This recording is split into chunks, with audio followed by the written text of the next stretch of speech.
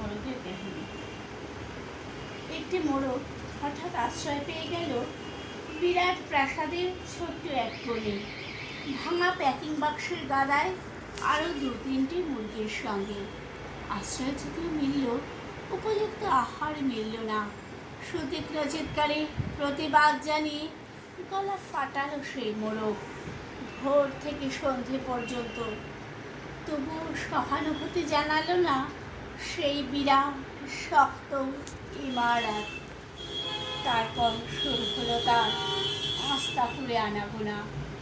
আশ্চর্য, সেখানে প্রতিদিন মিলতে লাগলো ফেলে দেওয়া ভাত, রুটির চমৎকার প্রচুর খাবার। তারপর একসময় আস্তাকুঁড়েও এলো অংশীদার, ময়লা, ছেঁড়া, ন্যাকড়া পড়া 2-3টে মানুষ। কাজেই দুর্বলতর মোরগের খাবার গেল বন্ধ হয়ে। খাবার, খাবার, খানিকটা খাবার।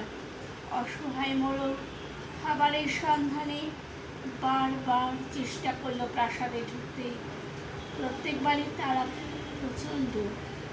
ছোট্ট মোরগ ঘাড় উঁচু করে স্বপ্ন দেখে প্রাসাদের ভেতর রাশি রাশি খাবার।